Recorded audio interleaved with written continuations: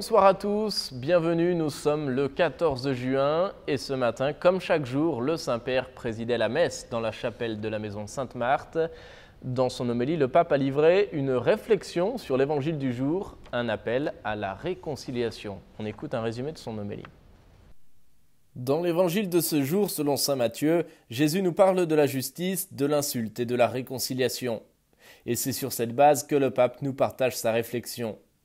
Jésus, explique François, ne se contente pas de nous interdire de tuer, il nous interdit aussi la colère et même l'insulte. Car pour le Seigneur, l'insulte ne finit pas en elle-même, au contraire c'est une porte qui s'ouvre. Insulter, dit le pape, c'est commencer à tuer l'autre, c'est le disqualifier, lui enlever le droit à être respectable, c'est le mettre de côté. L'insulte, poursuit encore le pape, est dangereuse car elle naît parfois de l'envie, or c'est par l'envie que le diable est entré dans le monde. C'est l'envie qui apporte la mort. Face à ces mots, Jésus nous appelle plutôt à nous réconcilier. Il ne s'agit pas d'une attitude de bonne manière, explique le Saint-Père, il s'agit plutôt d'une attitude radicale qui cherche à respecter la dignité de l'autre et aussi la mienne. De l'insulte à la réconciliation, de l'envie à l'amitié, voilà le parcours que Jésus nous donne aujourd'hui. Dans son homélie, enfin, le pape nous invite à réfléchir à la manière dont nous insultons les autres et à quelles occasions. En conclusion, le Saint-Père nous exhorte à voir comme il est beau de ne jamais insulter, car c'est ainsi que nous laissons grandir les autres. Aujourd'hui également a été présenté le message du Saint-Père pour la prochaine Journée mondiale des pauvres. Elle se tiendra en novembre prochain, mais le message a été rendu public ce matin en salle de presse du Saint-Siège. Il s'agit d'une invitation à se laisser évangéliser par les pauvres. C'est Monseigneur Fusykela, président du Conseil pontifical pour la nouvelle évangélisation, qui a présenté ce jeudi le message du pape pour la Journée mondiale des pauvres. Dans ce texte, le Saint-Père assure que Dieu écoute le cri des pauvres et qu'il y répond.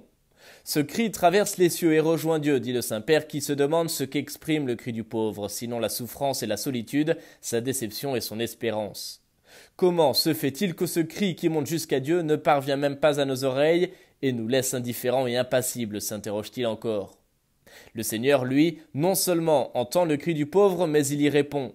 Sa réponse est un partage plein d'amour de la condition du pauvre. La réponse de Dieu est toujours une intervention de salut pour soigner les blessures de l'âme et du corps, pour rétablir la justice et pour aider à reprendre une vie digne.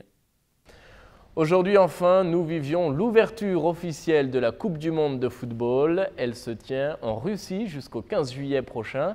Le pape, hier, avait invité à ce que cette compétition soit une occasion de rencontre et de dialogue. Aujourd'hui, c'est le sous-secrétaire du Conseil pontifical de la culture, en charge des sports, qui évoque cet événement international. Regardez. C'est un événement planétaire et qui nous dit quelque chose sur l'essence de l'humain. L'être humain a comme condition fondamentale le jeu. Et le jeu le reporte à sa condition de créature. La sagesse créatrice qui est au début de la création du monde jouait avec la terre, devant Dieu. Et le football nous rappelle aussi l'importance du jeu en équipe, comme le récent document du dicaster laïque, famille et vie vient de nous souvenir. Et c'est important aussi parce que le jeu nous enseigne la humilité dans la victoire et la perspective dans la défaite. Et ce sont des leçons à apprendre pour la vie. Le pape, nous le savons, est argentinien et nous sommes convaincus qu'il va soutenir l'équipe de l'Argentine. Mais pour lui, les petits et les pauvres sont aussi importants. Et il y a aussi des pauvres et des petits dans le monde du foot.